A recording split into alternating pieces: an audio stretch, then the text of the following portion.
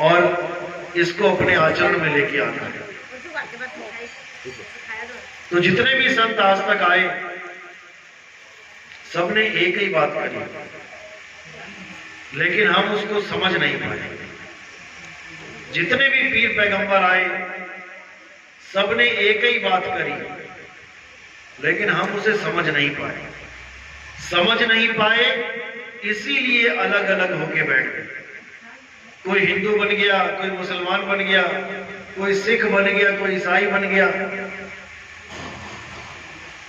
जो हमें एक करने आए थे उन्हीं का नाम ले लेके हम अनेक हो गए।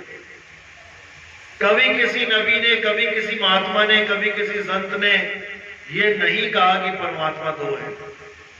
ये कभी नहीं कहा कि अल्लाह दो है। ये कभी नहीं कहा वाहेगुरु दो है। और ये कभी नहीं कहा गॉड दो है।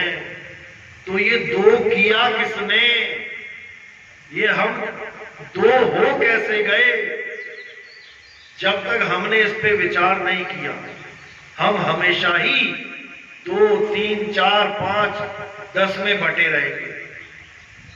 लेकिन अगर हमने विचार कर लिया, हमने सत्य को समझ लिया, तो हम दो रह भी नहीं सकते। फिर हम सब एक हैं। ईश्वर अल्लाह एक है राम रहीम। ईश्वर अल्लाह एक है, दो नहीं है। लेकिन हम किसी और को ही ईश्वर मान बैठे हैं, किसी और को ही अल्लाह मान बैठे हैं, इसलिए दो हो गए। पिता सबका एक है। तुम पिता के अलावा किसी और को पिता कहने लग जाओ तो दो हो गए कि नहीं हो गए? क्योंकि तुम्हें एक होने के लिए उस एक को जानना पड़ेगा जो सबका पिता है, जो सबका अल्लाह है, जो सबका वाहेगुरु है। उसको जानना पड़ेगा। यही बताने के लिए संत महात्मा बार बार दुनिया में आते हैं।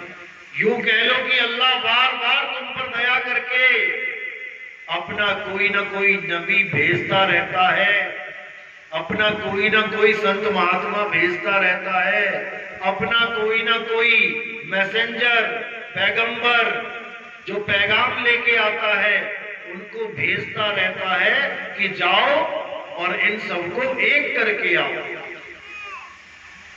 लेकिन हम नहीं समझ पाते। तो आज हमने इसी पे विचार करना है कि वो एक है तो कौन है, क्या है। जब इसको समझ जाओगे तो अपने आप समझ में आ जाएगा कि हम अलग क्यों हो गए। जबकि हर ग्रंथ यही कह रहा है कि परमात्मा एक है।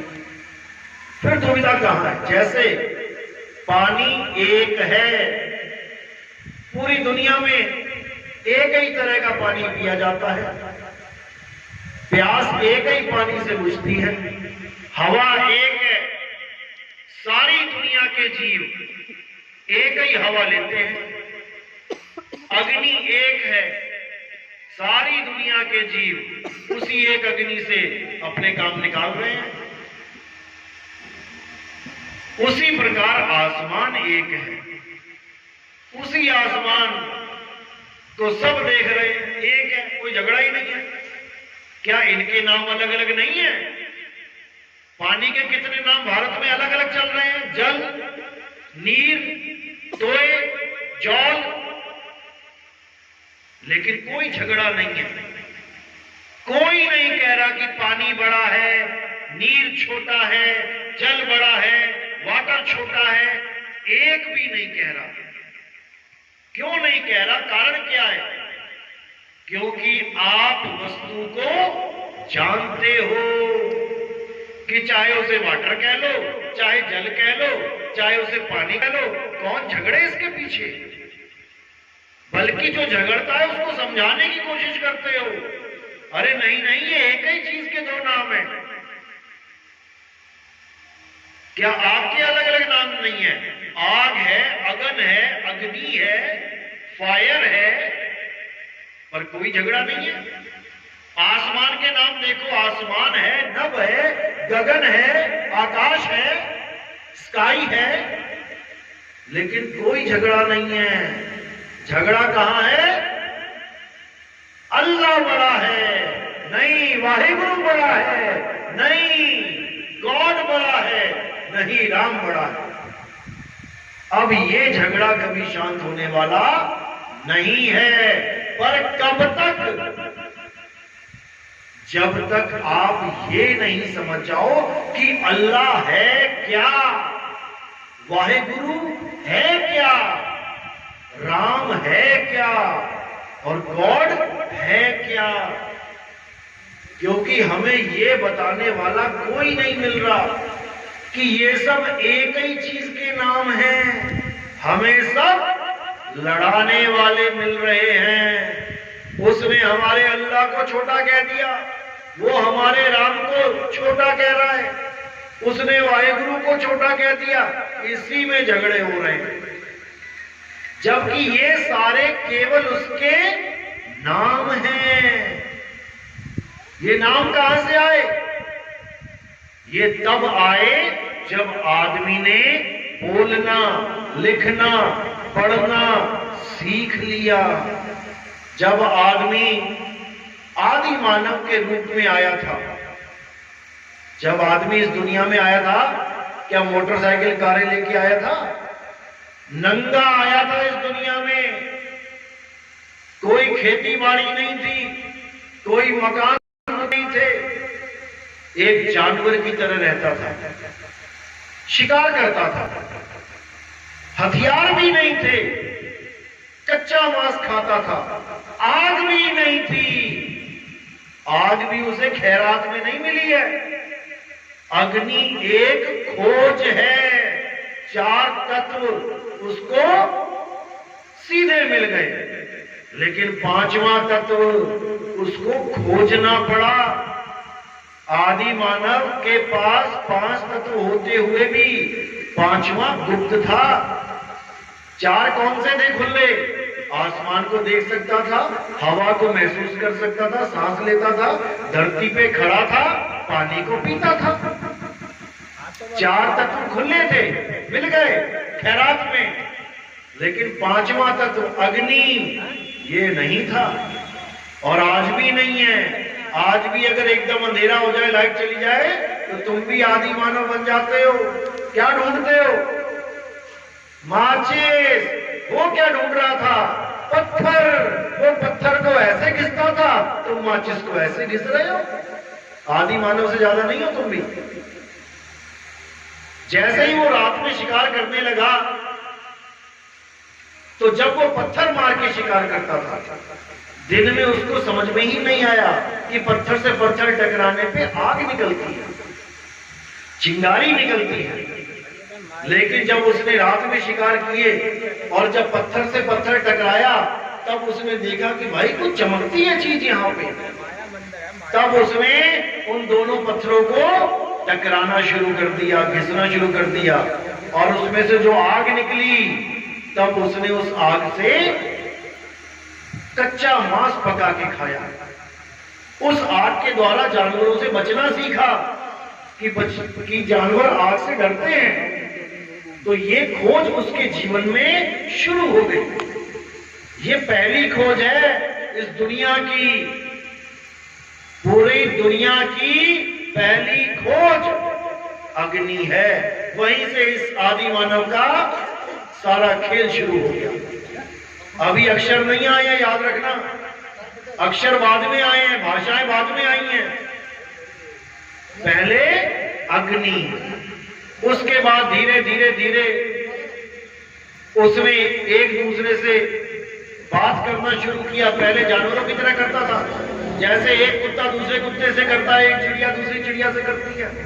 चींटियां भी आपस में सिग्नल देती हैं। देखो, जब भी चींटियां ज्यादा देखोगे तुम लाइन में, तो दोनों चींटियां टकराती हैं आपस में और उसके बाद रास्ता बदलती हैं। वो मैसेज देती हैं कि हाँ तुम बिल्कुल सही जगह जा रहे हो। तो ऐसे ही ये धीरे धीरे मुंह से जितनी बोलने वाली आवाजें थी उसको इस आदि मानव ने लिपिबद्ध कर दिया। तुम्हारे मुंह से निकली आवाज आ, तो उसने इसको लिख दिया आ। उसके गले से निकली ई, उसने लिख दिया ई। उसके गले से निकला ऊ, उसने लिख दिया ऊ। ऐसे ही का, खा, गा, पा, फा, टा, ठा, डा, ये सारे अक्षर वो लिखता चला गया। और उसके बाद उसने इसको यूज करना शुरू किया इस दुनिया में जो चीजें दिखाई देती हैं उसके लिए। सामने पेड़ दिखाई दिया तो उसने अपनी ही आवाज से उसका एक नाम रख दिया, पेड़। और सबको बता दिया, समझा दिया कि जब भी हम पेड़ बोलेंगे तो इसके लिए बात करेंगे। मैं बोलूं पेड़ और तुम सोचो पानी, ऐसा नहीं होगा, यही पेड़ है। ऐसे करके अपने अपने जो कबीले थे उनमें ये ज्ञान प्रचार कर दिया। जो कबीले जहां थे उन्होंने अपने हिसाब से अक्षरों की खोज कर ली। अंग्रेजों के जो कबीले थे वो अंग्रेजी में बात करते थे, उन्होंने आ ई ना चुन के ए बी सी निकले तो मुंह से ही, इनको अपना अलग रूप दे दिया। जापान वालों ने जापानी भाषा का आविष्कार कर लिया, ताइवान वालों ने ताइवानी भाषा का कर लिया, चीन वालों ने चीनी भाषा का कर लिया, इंडिया वालों ने अलग अलग भाषाओं का, किसी ने बंगाली, किसी ने मलयालम, किसी ने तेलुगु, किसी ने तमिल, किसी ने पंजाबी, किसी ने हिंदी, सब अलग अलग भाषाएं अपने अपने कबीलों में सिखाते रहे। अगर ये भाषाएं परमात्मा ने दी होती तो ये एक होती। जैसे हवा, पानी, धरती, आकाश और अग्नि दी, सबको एक दी कि नहीं दी? अगर ये भाषाएं भी दी होती तो सबको एक सी दी होती, लेकिन नहीं, ये इंसानी हरकत है, इसलिए ये अलग अलग है। जैसे ये कपड़े अगर परमात्मा ने दिए होते तो सबके एक से होते, लेकिन नहीं, कहीं पे सलवार सूट चल रहा है, कहीं पे साड़ी चल रही है, कहीं पर लहंगा चल रहा है। ये इंसानी हरकत है, इसलिए अलग अलग है। अब इंसानों ने पूरी दुनिया में जो जो कुछ दिखाई दिया उसके नाम रख लिए, अपने बच्चों को पढ़ा भी दिए, लेकिन सबसे बड़ी गलती क्या करी? परमात्मा का नाम रख के उसने इन अक्षरों से अपने मौला का भी नाम रख लिया। हिंदुओं ने रख लिया राम। अब ये राम का रा कहां से आया और मां का मां कहां से आया? कहां से आया? उन्हीं अक्षर में से। अगर हम ये 52 अक्षर हटा दें तो सारे नाम खत्म। अल्लाह का आ कहां से आया? उन्हीं अक्षरों में से। वाहेगुरु का वाह कहां से आया? उन्हीं अक्षरों में से। गॉड का गा कहां से आया? उन्हीं अक्षरों में से। तो ये जितने भी अक्षर इंसान ने बनाए उसने अपने अपने अक्षरों में अल्लाह वाहेगुरु गॉड का, उस ताकत का नाम रख दिया। अब वो ताकत दिखाई देती नहीं है। अगर वो दिख जाती तो सारे झगड़े शांत, सबको समझ में आ जाता कि उसी ताकत के ये सारे नाम हैं, लेकिन वो दिखती नहीं है, इसलिए अब इन नामों का झगड़ा चल रहा है। अल्लाह बड़ा है, वाहिगुरु बड़ा है, गॉड बड़ा है, राम बड़ा है। क्या तुम देख के बोल रहे हो? नबियों ने तो अल्लाह से बातें करी, अल्लाह नबी से बात करते थे। मूसा साहिब से तो अल्लाह ने बात करी है। मूसा ने तब माना कि अल्लाह है, तुमने बात करी? तुमने कैसे मान लिया अल्लाह है किसी और के कहने पे? संतों ने परमात्मा से बात करी, तब बोला इस दुनिया में कि परमात्मा है, लेकिन तुमने बिना बात करे मान लिया कि वो है। अगर अल्लाह तब बात कर सकता था, वाहिगुरु तब बात कर सकता था, राम तब बात कर सकता था, अब क्यों नहीं करता? क्यों नहीं करता? क्योंकि तुम्हें कामिल मुर्शिद नहीं मिल रहा है, क्योंकि तुम्हें वो भेदी संत नहीं मिल रहा है जो तुम्हें भी वो रास्ता बता दे जिससे तुम्हारे साथ अल्लाह भी बात करेगा। बाकियों के साथ करी तो तुमसे क्यों नहीं कर रहा है, जबकि तुम अटल विश्वास करके बैठे हो अल्लाह पे। क्या कमी है? कमी है कहां पे? उस कमी को पूरा करने वाले को कामिल मुर्शिद कहते हैं, नबी कहते हैं, जो उस कमी को पूरा कर दे। जैसे तुम कितने बड़े डॉक्टर क्यों ना बन जाओ, भारत में तुम कितने बड़े साइंटिस्ट क्यों ना बन जाओ, चाइनीज भाषा की 4 लाइनें तुम्हारे सामने रख दे, तुम पढ़ ही नहीं पाओगे।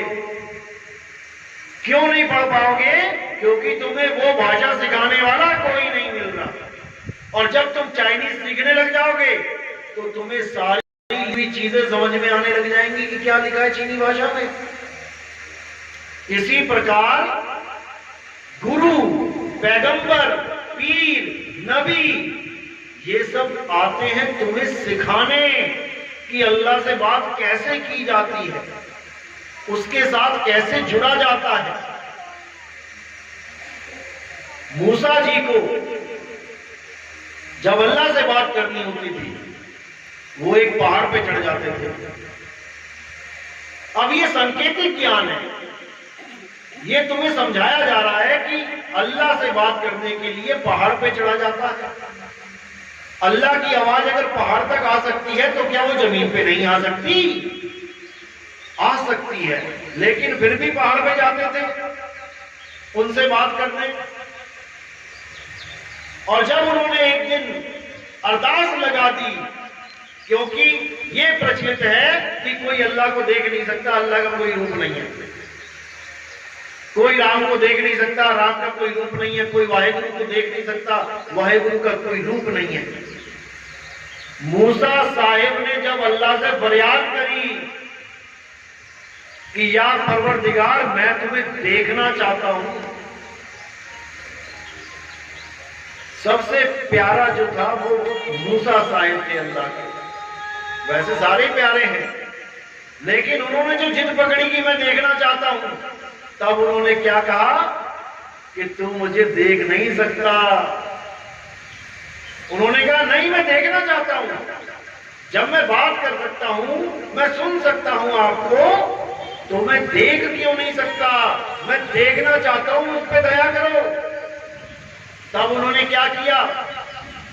उन्होंने पर्दा हटाया और इतना नूर आया कि वो बेहोश होके गिर गए।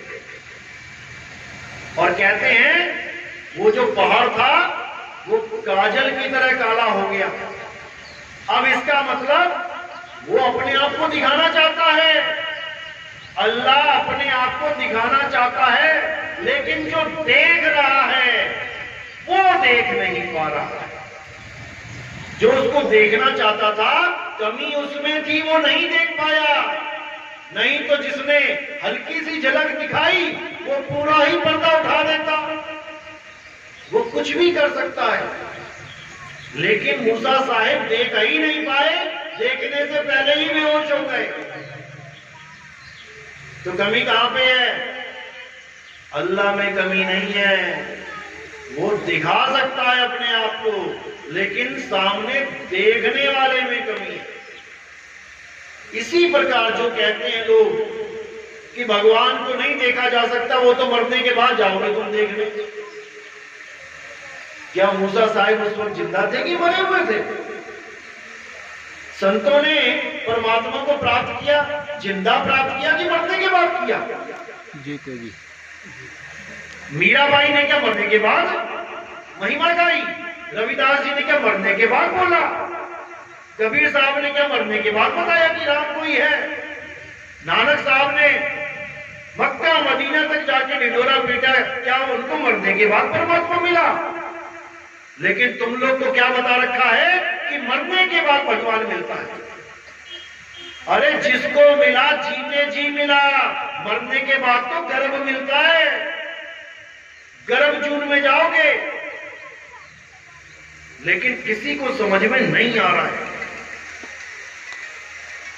जिन खोजा तिन पाया, गहरे पानी बैठ, और मैं बपुरा बूढ़ंडरा रहा किनारे बैठ। जिसने भी आज तक परमात्मा को पाया, जीते जी पाया है, तभी तो उसने वाणियां लिखी हैं, तभी तो उसने ग्रंथ लिखे हैं। वरना मरने के बाद वो भी क्या लिखता। और अगर जीते जी नहीं पाया तो फिर संतों ने झूठ लिखा है। मीराबाई ने झूठ लिखा है कि वस्तु अमोलक दी मेरे सतगुरु, कृपा कर अपनायो, पायो मैं नाम रतन धन पायो। लेकिन हमें नहीं समझ में आ रहा, क्योंकि हमारे लिए भगवान को एक एटीएम बना के पेश कर दिया गया है कि कुछ भी दुख हो, कोई चिंता हो, कुछ चाहिए हो, चले जाओ मंदिर में। मतलब तुम्हारे पास एक ऐसा बच्चा पैदा हो गया है जो तुम्हारे पास आता है कभी कभी, वो भी कुछ मांगने, तो तुम उसको प्यार करोगे कि उसको लताड़ोगे, लानत दोगे उसको कि कैसा बच्चा पैदा कर दिया। वैसे तो आता नहीं, कभी आता है तो फरियाद लेके आता है। ये सब हमें गलत पाठ पढ़ाया जा रहा है। लेकिन अब समय आ गया है, सत्य को समझना है। परमात्मा कहां है? परमात्मा हमारी आत्मा में विराजमान है। आत्मा कहां है? हमारे पास है। हमारा जो मनुष्य चोला है ये बहुत इंपॉर्टेंट है। इतना इंपॉर्टेंट है कि जो पहला आदमी आदम बनाया गया, सबको सजदा करवा दिया उसका। किसने? अल्लाह ने। अल्लाह ने सबको हुक्म दिया कि आदम का सजदा करो आके। जो खुद कहता है कि अल्लाह के अलावा किसी और का सजदा नहीं करना है, वही हुक्म दे रहा है आदम का सजदा करने के लिए। और सबने किया। जिसने नहीं किया वही शैतान है। कुरान पढ़ के देखो, उसी को शैतान बोला है जिसने आदम का सजदा नहीं किया। तो क्या एक मिट्टी को आदम माना जाए? क्या मिट्टी का सजदा करवाना था हमें? नहीं। इस मिट्टी को जो चला रहा है, इस मिट्टी को जो हिला रहा है, असल में सजदा उसका करवाया गया था। वो अविनाशी है, जिसकी वजह से ये काया चल रही है। वो कभी नहीं मरता, वो अजर अमर अविनाशी है। लेकिन जो काया को मान के बैठ गए कि काया आदम है, काया का सजदा करवाया जा रहा है, वो गलत है। इसी को समझना है। यही कबीर साहब समझा रहे हैं। सब घट मेरा साइया, सुनी सेज न कोए, और बलिहारी व घट की, जिस घट पर घट होए।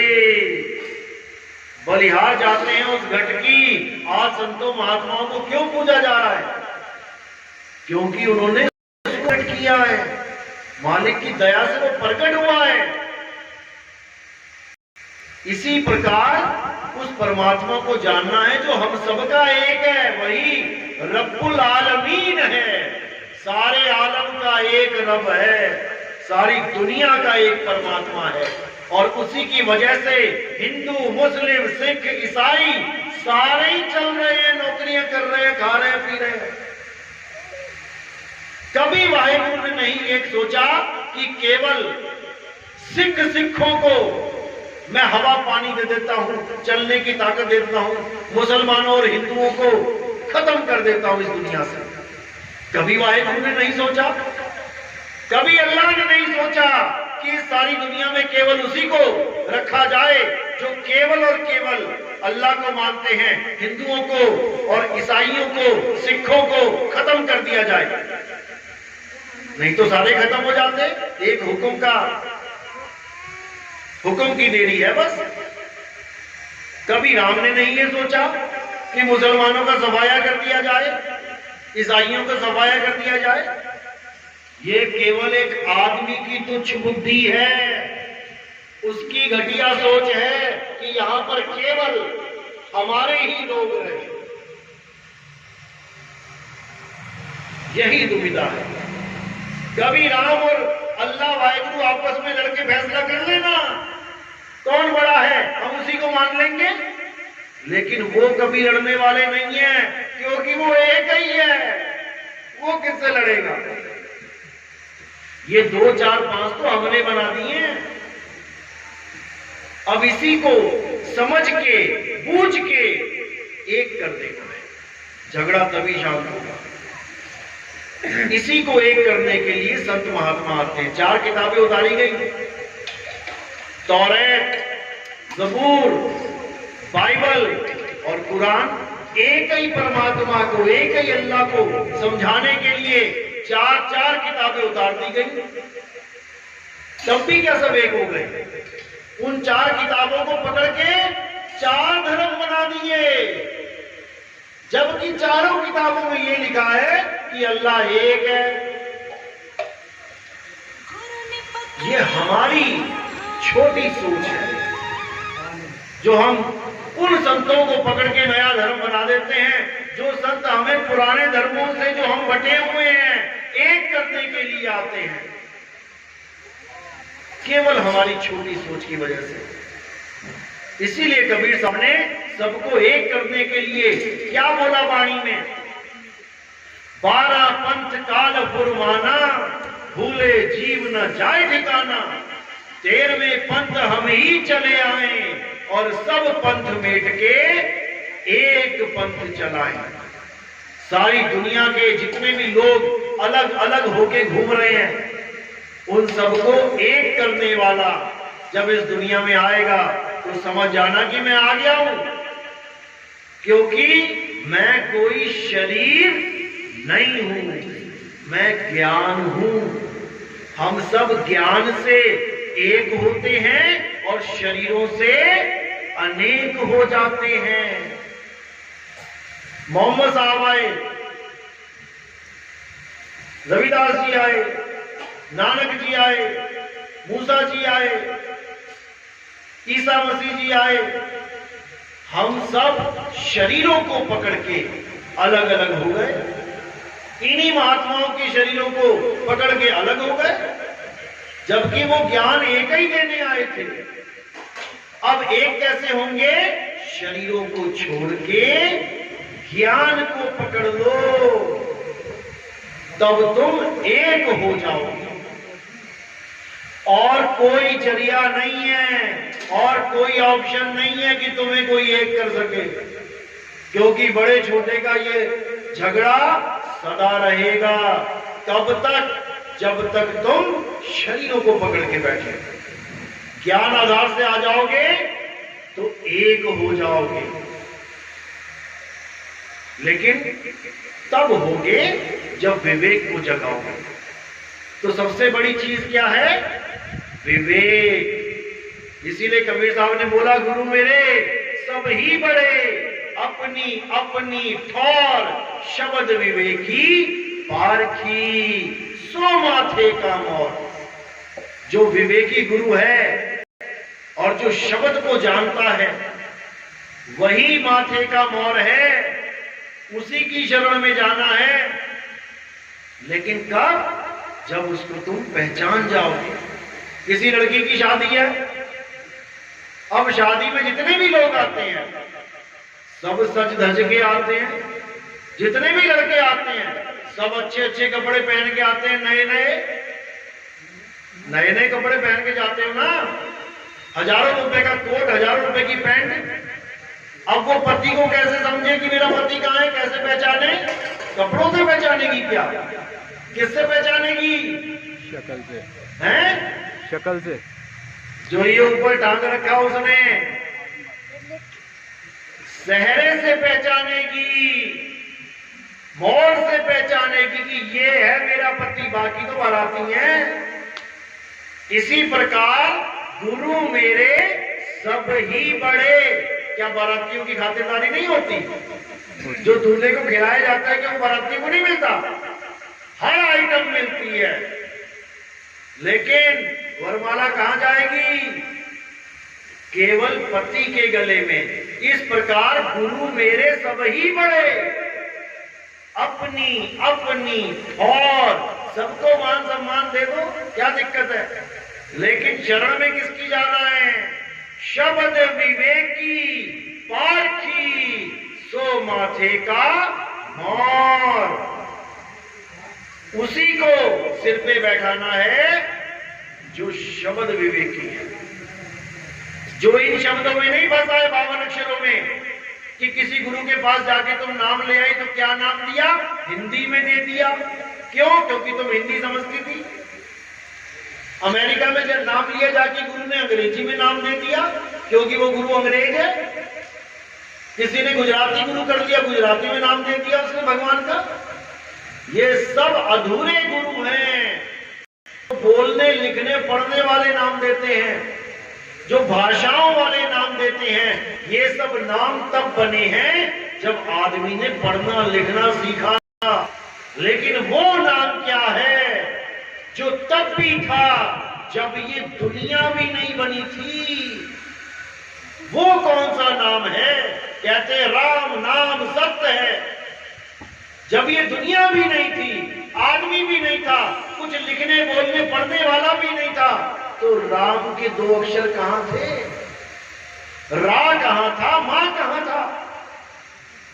यही कबीर साहब समझा रहे हैं। अरे तुम कहां चक्कर में पड़ गए इन 52 अक्षरों के? ये नाम नहीं था तब भी राम था, लेकिन राम का नाम नहीं था, राम था यानी परमात्मा था। तो साईं 52 अक्षरों का खंडन करते हुए कह रहे हैं 52 अक्षर जीव आधारा, आदि अक्षर जीभ्या से न्यारा, वाही को सत सिमरण कहिए, सिमर सिमर नर उतरो पारा। ये जितने भी 52 अक्षर हैं और इसका तुम जाप कर रहे हो, यही तुम्हें परमात्मा से दूर कर रहा है। जब तुम्हें प्यास लगती है तो क्या तुम नाम जपते हो? पानी पानी पानी पानी पानी पानी पानी, जल जल जल, वाटर वाटर, यही तुम्हें दूर करके बैठा है। अरे जपना छोड़ो और उसको जानो कि वो है क्या, कहां पड़ा है, उसको ढूंढो। तो साहिब कह रहे हैं 52 के जंजाल में अरे फंस गया ये संसार, और सिमरन 52 का करे कैसे लागे पार।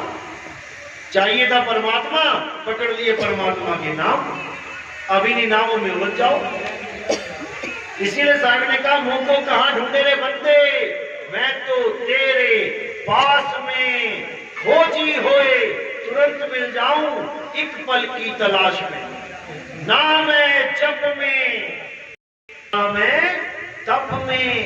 ये जप और तप यही सबसे बड़ा वादा है परमात्मा से मिलने में। अगर तुमने ये जप और तप छोड़ दिया तब समझ जाओ कि अब तुम्हारे जीवन में ऐसा गुरु आ गया जो तुम्हें उस वस्तु का लखाव करा दे। वस्तु है कहां? वस्तु कहीं, ढूंढे कहीं, कैसे लागे हाथ, और गुप्त वस्तु तब मिले भेदी लीजिए साथ। भेदी लीना साथ में दीनी वस्तु लखाए। अरे कोटि जन्म का पंथ था, पल में पहुंचा जाए। तो जब तक 52 अक्षरों को नहीं सोच लोगे, जब तक समझ में नहीं आएगा। इसीलिए कबीर साहब ने गुरु ग्रंथ साहब में बोला, अरे 52 अक्षर जोरे आन, सकिया ना अक्षर एक पहचान। उस एक अक्षर को कोई नहीं जान रहा है। वो एक अक्षर मतलब एक अविनाशी परमात्मा, और 52 अक्षर मतलब ये आ का खा ए बी सी अलिफ बे ते पे ऊड़ा एड़ा इड़ी, ये सारे 52 अक्षर हैं। इसीलिए साहिब ने बोला 52 अक्षर लोक त्रय, सब कुछ इन्हीं माही, ये अक्षर फिर जाएंगे, वो अक्षर इनमें नहीं। वो असली अक्षर इन अक्षरों में नहीं है। कोई जप रहा है राम राम राम, कोई जप रहा है अल्लाह, कोई जप रहा है वाहिगुरु, कोई कबीरपंथी जप रहे हैं कबीर कबीर कबीर, कोई जप रहा ओम कलियम हरियम शरियम सोम सत्यम, इसी में उलझ गए सारे। जबकि सत्य कुछ और है। सत्य क्या है? आत्मा सत्य है। हे अर्जुन, तू और मैं ये शरीर नहीं है। शरीर तो आत्मा के कपड़े हैं, तू और मैं आत्मा है। शरीरों के मारे जाने पर भी आत्मा कभी नहीं मरता। आत्मा को कोई शस्त्र काट नहीं सकता, आत्मा को अग्नि जला नहीं सकती, आत्मा को जल भिगो नहीं सकता, आत्मा को वायु सुखा नहीं सकती। किसकी पूजा करने की बात चल रही है? शरीर की कि आत्मा की? क्या शरीर को कोई शस्त्र काट नहीं सकता? जब कृष्ण जी इस दुनिया से गए तो शरीर का क्या हुआ था? कैसे खत्म हुआ शरीर पता है? तीर लगा था पैर में। जब राम जी इस लीला खत्म करके गए तो शरीर का क्या हुआ था? कैसे अंत हुआ? जल में जाके जल समाधि ली पूरे परिवार ने। तो किसकी पूजा की बात करी थी? आत्मा की, जिसको जल भिगो नहीं सकता। और तुम किसकी पूजा करते रहे? जिसको जल ने भिगो दिया। जहां पर तीर लग गया तुम उसकी पूजा करते रहे, और वो समझा समझा के थक गए कि हे अर्जुन, इस दुनिया में दो प्रकार के तत्व हैं, एक असत तत्व है, एक सत तत्व है। असत तत्व तो शरीर है जो थोड़े थोड़े समय में बदलता रहता है। जब तुम पैदा हुए इतने से थे, धीरे धीरे धीरे बड़े होते होते आज बूढ़े हो गए, मुंह में दांत नहीं, पेट में हाथ नहीं, और थोड़े सालों में बिस्तर पे पड़े रह जाओगे, कोई उठाने वाला नहीं उठाएगा तो उठ भी नहीं पाओगे। और अगले साल में बिस्तर से उठा के जमीन पे रख देंगे, फिर उठा के जाके शमशान घाट में फूंक देंगे, जल गए। तो ये जो बदल रहा है घड़ी घड़ी, क्या ये तुम हो? क्या ये तुम हो? ये तुम्हारा शरीर है। फिर तुम क्या हो? तुम एक आत्मा हो जिसको कोई मार ही नहीं सकता। अजर अविनाशी, हे अर्जुन, तू, मैं और ये समस्त राजा महाराजा, ऐसा कोई समय नहीं था जब ये नहीं थे, और ऐसा कोई समय नहीं आएगा जब ये नहीं होंगे। कौन से स्वरूप की बात की जा रही है? क्या सतयुग में द्रोणाचार्य थे? क्या त्रेता में शकुनी मामा थे? ये शरीरों की बात नहीं हो रही है, ये आत्म सत्ता की बात हो रही है। हे अर्जुन, ऐसा कोई समय नहीं होगा जब तू, मैं और ये राजा महाराजा नहीं होंगे। तो रावण क्या मर गया? कंस क्या मर गया? कभी नहीं मरा। रावण आत्मा है, रावण शरीर नहीं है। मरा कौन? शरीर मरा। रावण को कोई मार नहीं सकता, इसलिए राम जी ने रावण को नहीं मारा, केवल उसके शरीर को मारा। कृष्ण जी ने केवल कंस के शरीर को मारा। कंस नहीं मर सकता, वो आत्म सत्ता है। इसी प्रकार हम भी आत्मा है, शरीर नहीं है। जब किसी की मां मर जाती है तो मां को उठा के नीचे लेटा दिया जाता है। अब मां ऊपर थी, अब नीचे हो गई। अब तुम रोते हो और कोई आता है, क्या हुआ क्या हुआ, आप क्या कहते हो? मेरी मां मुझे छोड़ के चली गई। तो फिर मरा कौन? जब तुम्हारी मां तुम्हें छोड़ के चली गई, जैसे मान के चलो कोई आया पूछा तुम्हारी मां कहां गई, वो जी बाजार गई है, या और तगड़ा झगड़ा हो गया, फिर कह दिया वो घर छोड़ के चली गई है, तो इसका मतलब ये तो नहीं कि वो मर गई। बाजार गई है तो बाजार से वापस आ जाएगी, घर छोड़ के गई है तो कोई उसको मना के फिर ले आएगा। गई है का मतलब मरी नहीं है, गई है कहीं पे।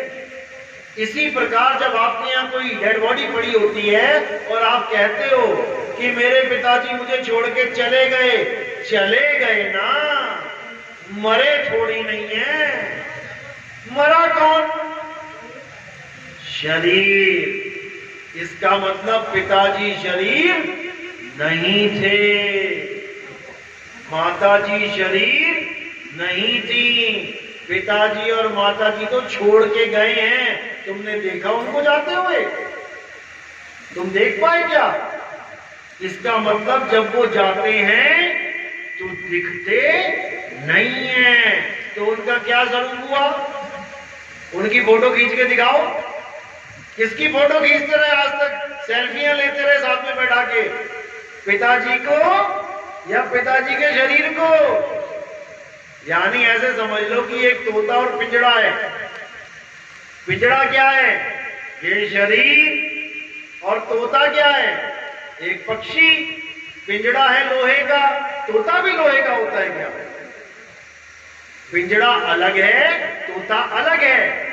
तुम लोग पिंजड़े को यानी शरीर को ही पिताजी पिताजी, माताजी माताजी, भैया भाभी, जीजाजी मानते रहते हो और पिंजड़े की फोटो खिंचवाते रहते हो।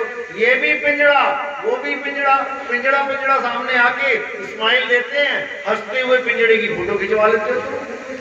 ना तुम्हें ये पता कि मेरी माँ कौन है, ना तुम्हें ये पता मेरा भाई कौन है, ना तुम्हें ये पता मेरा बच्चा कौन है। यानी तुम्हें नहीं पता कि तोता कैसा होता है।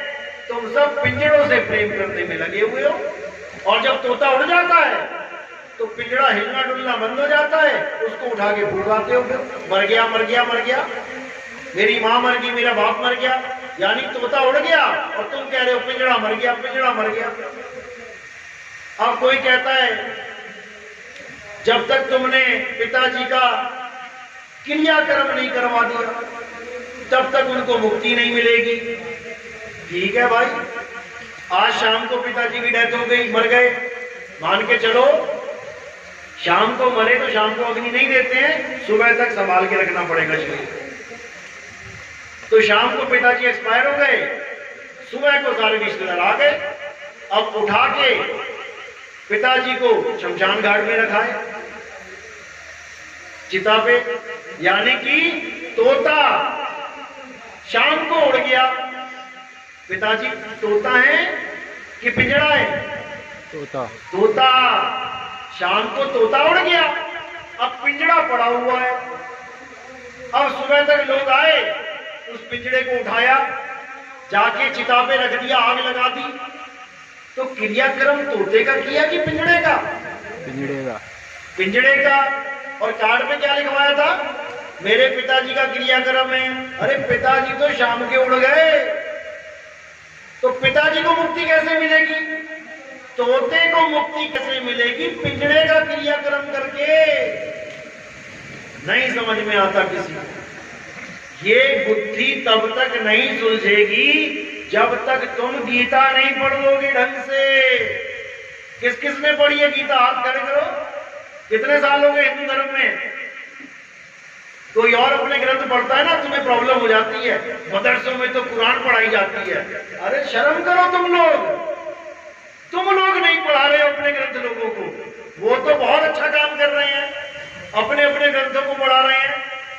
सिख लोग अपने अपने बच्चों को गुरु ग्रंथ साहब पढ़ा रहे हैं, उनकी बाणियां 24 घंटे अमृतसर में हो रही हैं, क्योंकि उनके संत हैं, उनको फॉलो कर रहे हो भाई तुम लोग। पर तुम किसको फॉलो कर रहे हो? कम से कम गीता तो ही कर लो।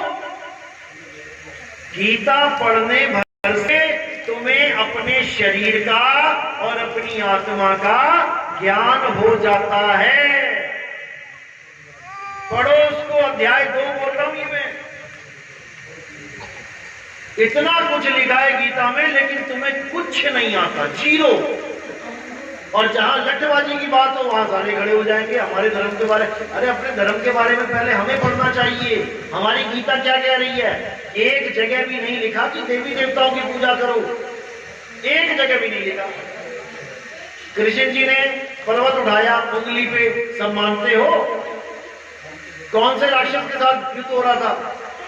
किसको बचाने के लिए उठाया था पर्वत? गोकुलवासियों को। कौन सा राक्षस तबाह करने की कोशिश कर रहा था उसको? किसके साथ जंग थी पता है? इंद्र के साथ। इंद्र के साथ। इंद्र कौन से राक्षसों का राजा है? देवताओं का राजा है। यानी देवताओं के राजा के साथ कृष्ण जी की हार और जीत की बाजी चल रही है वहां पे। तो जब उन्होंने क्या किया था, इंद्र ने लगातार बारिश करी, लगातार ऐसी हालत हो गई कि जान के लाले पड़ गए। किसको मारने के लिए की गई? हम लोगों को, ब्रजवासियों को। तो हार के कृष्ण जी ने फिर पूरा पहाड़ ही उठा दिया। तो कौन हारा? देवताओं का राजा हार गया। जहां पर जाने के लिए तुम ललायत रहते हो स्वर्गवास के लिए, मेरे पिताजी का स्वर्गवास हो गया, मेरे पिताजी का स्वर्गवास हो गया। स्वर्ग में कौन है? देवता। देवताओं के राजा के साथ कृष्ण जी का झगड़ा चल रहा है। वहां जाके बैठ जाओ सीट पे। नहीं समझ में आ रहा। अध्याय 7 पढ़ो, 7वां अध्याय पढ़ो गीता का क्या कह रहा है। जिस दिन पढ़ोगे फोन कर देना मुझे, 9256111007 मेरा नंबर है। और उसमें पढ़ बताना कि क्या समझ में आया। जो नहीं समझ में आया वो समझा देंगे आपको। हमें पाप और पुण्य, हमें स्वर्ग और नरक, इन 2 चीजों का ज्ञान दिया जाता है हमेशा। क्या समझाया जाता है? बेटा मंदिर आया करो, पूजा किया करो तो स्वर्ग में जाओगे, और गलत काम करोगे, जीव हत्याएं करोगे तो नरक में जाओगे। अब जो बंदा सारी उम्र जीव हत्या कर रहा है, मुर्गा खा रहा है, बकरा खा रहा है, भैंसा खा रहा है, सारी उम्र उसकी मृत्यु हुई तो क्या लिखवाया कार्ड पे? मेरे पिताजी का स्वर्गवास हो गया। और पंडित जी भी जान रहा है कि ये रोज बकरा खाता था, एक बार भी नहीं टोकेगा कि इसका स्वर्गवास हो ही नहीं सकता, ये तो महापापी इंसान है। मुझे इस भारत देश में जितने भी बाप दादा मरे हैं आज तक, उन सब के कार्ड दिखा दो जहां पर ये लिखा हो कि ये स्वर्ग में नहीं गया, जहां पे इसका स्वर्गवास नहीं हुआ। अरे जब सबका स्वर्गवास ही हो रहा है तो फिर नरक में कौन जा रहा है? यही बता दो। जो महापापी, महाहत्यारा, जिसने पता नहीं कितने लोगों को मार दिया, पूरे गांव को नहीं जीने दे रहा है, उसके कार्ड पे भी लिखवाया जाता है कि जी पिताजी का स्वर्गवास हो गया। स्वर्ग ना हो गया, पता नहीं क्या बना दिया इन लोगों ने।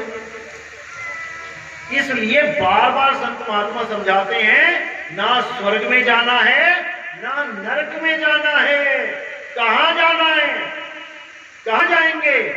गीता पढ़ो, अध्याय 3 श्लोक 17। हे अर्जुन, जो अपनी आत्मा में संतुष्ट हो जाता है, जो अपनी आत्मा में रमण करता है, जो अपनी आत्मा में सिद्ध हो जाता है, उसके ऊपर कोई धार्मिक कर्म कर्तव्य लागू ही नहीं होता। ना वो नरक में जाएगा ना वो स्वर्ग में जाएगा, वो सदा सदा के लिए उस परम तत्व परमात्मा को पालेगा। अध्याय 3 18वां श्लोक क्या कहता है? अर्जुन, स्वरूप सिद्ध व्यक्ति अपने आप में सिद्ध हो जाता है, उसे अन्य किसी जीव पर निर्भर रहने की आवश्यकता नहीं रह जाती, उसे किसी और की पूजा नहीं करनी है, वो अपनी आत्मा को जाने। यही सब संत कह रहे हैं कि जब लग ना चीनोगे आत्म, कबीर साहब कहते हैं अरे तब लग ना मिली है परमात्म, आत्म चीने परमात्म चीने, संत कहावे सोए, और यह भेद काया से न्यारा, पूछे बिरला कोई। यही फिर समझा रहे हैं, अरे जल में मीन प्यासी, मोह देखत आवे हासी, यानी पानी पास में है मछली के और वो प्यासी घूम रही है। कहां घूम रही है? जल में। यानी भगवान को तुम दर्शन करने जा रहे हो दूर दूर तीर्थ स्थानों पे, भगवान तुम्हारे पास है। जो चीज तुमने जेब में डाल रखी है उसी को ढूंढ रहे हो गलियों गलियों में जाके। जल में मीन प्यासी, मोह देखत आवे हासी, आत्म ज्ञान बिना नर भटके। कहां भटके? काबा कभी काशी। कोई काबा जा रहा है, कोई काशी जा रहा है, उसको ढूंढने के लिए जो हमारी आत्मा में बैठा हुआ है, जिसको बोला कस्तूरी कुंडल बसे और मृग ढूंढे वन माही, ऐसे रमता राम है। असल में राम कौन है? रमता राम है। ये दुनिया जाने नहीं, उसी रमता राम का नाम है अल्लाह, वाहिगुरु, गॉड, परमात्मा, उसी के नाम है रमता राम के, जो सब में रम रहा है। ज्यों तिल माही तेल है, ज्यों चकमक में आग, और तेरा साईं तुझ में है, जाग सके तो जाग। ये शरीर कैसे चल रहा है, कौन सी ताकत इसे चला रही है, उसको जान लो। मेरे रोम रोम में बसने वाले राम, कहां बसता है वो? रोम रोम में। जो रोम रोम में बसता है उसको तुम ढूंढने कहां जा रहे हो? बस यही समझना है। जिसने ये समझ लिया उसका परमात्मा पास में, और जो ये नहीं जान पाया उसका पास होते भी दूर। साहिब का घर दूर है जैसे पेड़ खजूर, और ज्ञानी जन के पास में अज्ञानी से दूर। बस इतना समझ लो, परमात्मा कहीं सतलोक में नहीं बैठा कुर्सी लगा के, परमात्मा किसी स्वर्ग में नहीं बैठा आसन लगा के, परमात्मा तुम्हारी आत्मा में विराजमान है। जैसे घी दूध में विराजमान है। अब घी को ढूंढने के लिए दूध गली गली फिरे तो फिर ये तो ज्ञान नहीं है। दूध को क्या चाहिए? ऐसा गुरु मिल जाए जो उसको सही विधि बता दे दूध में से घी प्रकट करने के लिए, तब सारा काम सही हो जाएगा। चलो, आज का सत्संग इतना ही। अब मैं वाणी पे विराम देता हूं, और हमारे सत्संग YouTube चैनल पे आते हैं। कह कबीर सुनो भाई साधो, ये लिखना है आपने YouTube पे, और उसके साथ ही लिख देना है नितिन दास। उसके बाद जो सामने चैनल आ जाएगा जिसपे कबीर साहब की एक गोल सी फोटो बनी हुई है, आपने उसको सब्सक्राइब कर देना। उससे आपको लगातार अपडेट मिलते रहेंगे, आपको सत्संग आते रहेंगे, आप उनको सुनिए, और जितना भी अज्ञान है उसको अपने दिमाग से बाहर कीजिए। तो इसी के साथ मैं वाणी में विराम देता हूँ। बोलिए सतगुरु बंदी छोड़ सतगुरु सत्य कबीर साहिब की सदा ही जय हो, सदा ही जय हो।